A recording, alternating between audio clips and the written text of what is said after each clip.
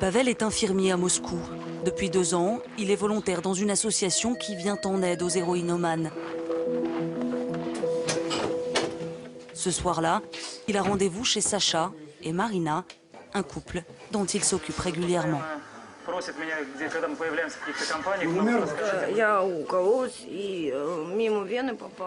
En fait, je me suis piquée, j'ai raté la veine et la plaie a commencé à puruler. Ça fait très mal. Pavel va soigner son abcès, lui laisser aussi quelques médicaments et des seringues neuves, des seringues que le couple va rapidement utiliser.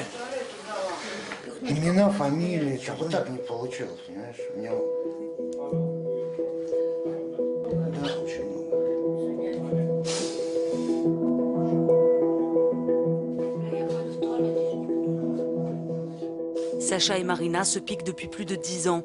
Ils ont de la chance, car ils ont encore les moyens de se fournir en héroïne. Ce n'est plus le cas pour une majorité de toxicomanes.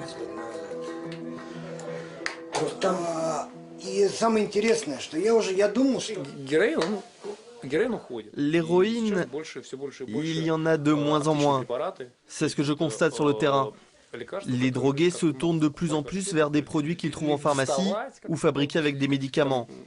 Et malheureusement, c'est encore pire que tout.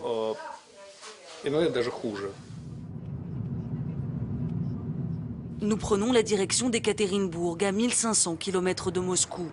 Au temps de l'Union soviétique, une ville industrielle florissante. Aujourd'hui, des dizaines d'usines ont fermé leurs portes. Le chômage a frappé cette ville tranquille de la Russie centrale. Ekaterinbourg est aussi touchée par un fléau, la drogue. Sur ses 1,5 million d'habitants, 15% sont toxicomanes.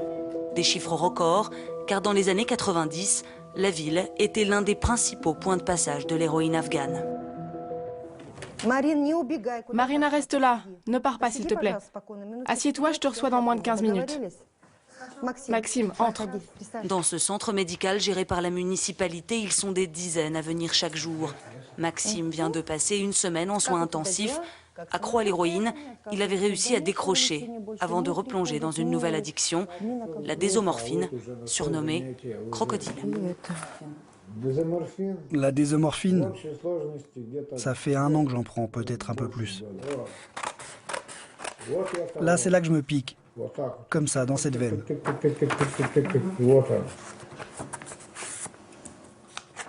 Dans la préparation de la désomorphine, ils utilisent de l'essence de voiture. À cause de ça, on observe des changements physiologiques et les dégâts sur l'organisme sont terrifiants. Ça commence avec des infections en tout genre, les vaisseaux sanguins sont atteints, les veines s'obstruent et commencent à pourrir. Il y a beaucoup de complications. Et ces dégâts, les voici. Les jambes noircissent, la peau commence à peler. Elle craque, se couvre d'abcès. C'est pour ça que les addicts surnomment cette drogue crocodile. Injectée, elle fait l'effet de l'héroïne, mais elle est 15 fois plus nocive. Un consommateur régulier meurt au bout d'1 an, 2 au maximum. Ce produit artisanal est fabriqué à base de codéine, alors pour se fournir, les toxicomanes vont simplement à la pharmacie. Et toutes les nuits à Ekaterinbourg, c'est le défilé permanent. En 3 ans, les ventes de cachets à la codéine ont été multipliées par 50.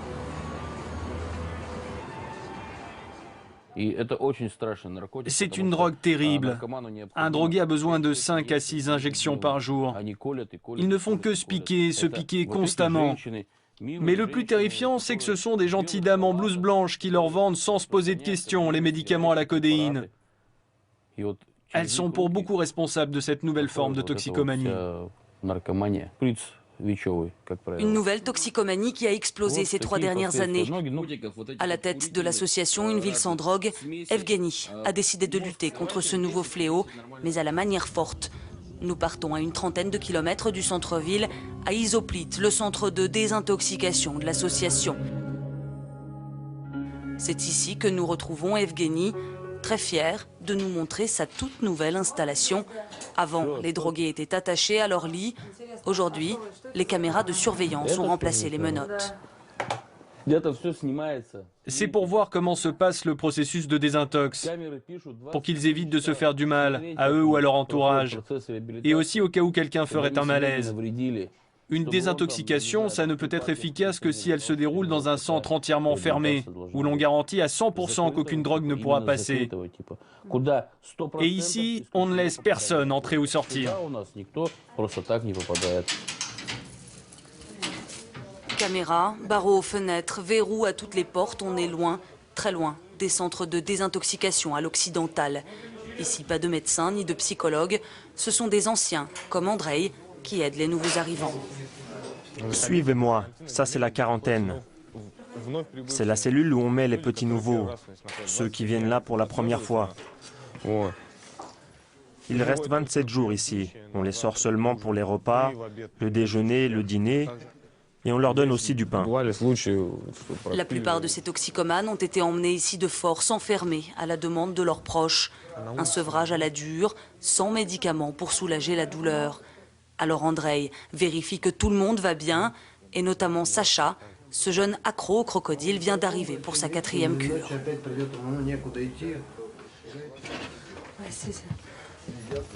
C'est quoi, tu peux nous expliquer? Ça, ce sont des abcès. Des abcès à cause de la désomorphine. Mes jambes commençaient à pourrir. En fait, je suis allé chez des copains. Chez eux, on cuisinait pour tout le monde. J'ai regardé comment ils faisaient et puis j'ai appris à le faire. J'ai essayé d'en préparer moi-même et j'ai réussi. Et t'as tout de suite accroché? Au crocodile, oui. J'ai tout de suite aimé. Si c'était pas bon, je me serais pas piqué. Passé la période de manque la plus difficile, Sacha sera transféré dans une chambre normale où il pourra côtoyer d'autres pensionnaires. Pour réussir leur sevrage, ces jeunes gens restent jusqu'à 1 an coupés du reste du monde. Selon l'association, 50% d'entre eux ne retoucheront plus à la drogue à leur sortie. Mais l'aide aux toxicomanes n'est qu'un aspect de leur travail. Retour au QG de l'association dans le centre-ville d'Ekaterinbourg. Après plus de 10 ans passés à pourchasser les trafiquants d'héroïne, Evgeny débusque désormais les laboratoires où se fabrique le crocodile. Pour ça, il compte beaucoup sur ses indiques, de simples citoyens qui appellent pour donner des informations.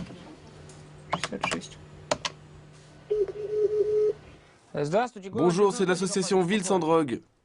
Oui, bonjour. On a reçu votre message. Je veux arrêter un dealer, un SMS envoyé de votre téléphone. Oui, oui, c'est moi qui l'ai envoyé. En fait, on a énormément de messages qui nous parviennent. Des pages comme celle-ci, on en a des dizaines.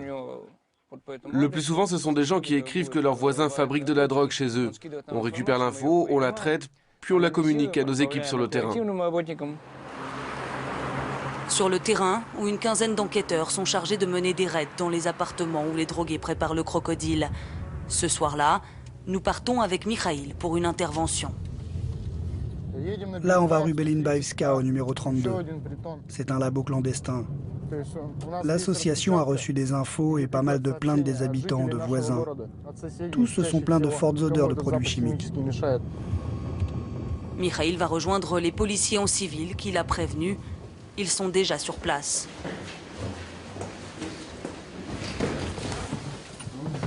Dans l'appartement, 5 toxicomanes, dont le propriétaire, Roman, tout de suite pris à partie par la brigade. Qu'est-ce que tu nous as fait là? Explique-toi. T'as un squat à toxico. Comment ça, non? Regarde autour de toi. Les types au sol, c'est quoi? C'est pas des drogués? Regarde toutes les seringues qui traînent et tu veux me faire croire que tu consommes pas. Le jeune homme risque jusqu'à 5 ans de prison pour avoir abrité le laboratoire. Les autres seront interrogés un par un. Nom de famille, prénom?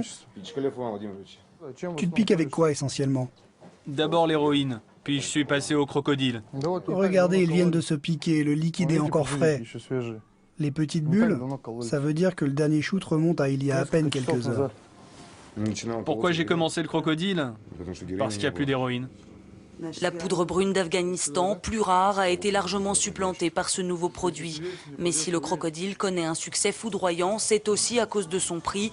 Il est 5 fois moins cher que l'héroïne. En moyenne, il faut dépenser 5 € pour fabriquer une dose. Là, c'est ce qu'ils utilisent pour préparer la drogue. Ça, c'est de l'iode pour la réaction chimique. Et là, ce sont des bouteilles. Dedans, ils mélangent l'essence et des cachets et d'autres trucs. Le tout est chauffé. Et voilà ce qu'ils achètent en pharmacie, les fameux cachets à la codéine. Et au vu de tous ces déchets, ce n'est pas la première fois qu'ici on prépare de la désomorphine. Tous ces produits seront saisis et envoyés pour analyse.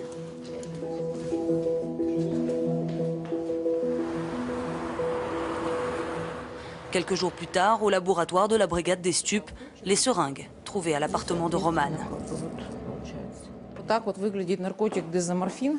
Voilà, regardez à quoi ressemble cette drogue, la désomorphine. Préparation maison.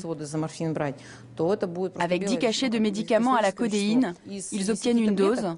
Dès qu'elle est prête, elle est aussitôt consommée. Ce n'est pas une drogue qu'on peut vraiment garder ou vendre.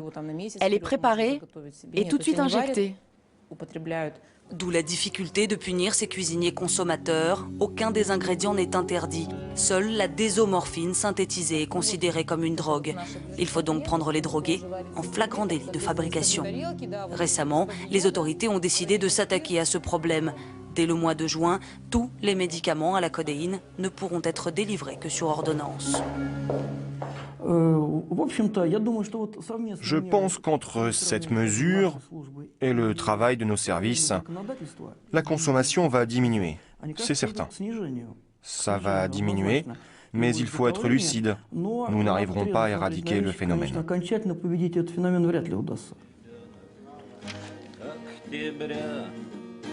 Notamment parce que les rangs des accros ne cessent de grossir.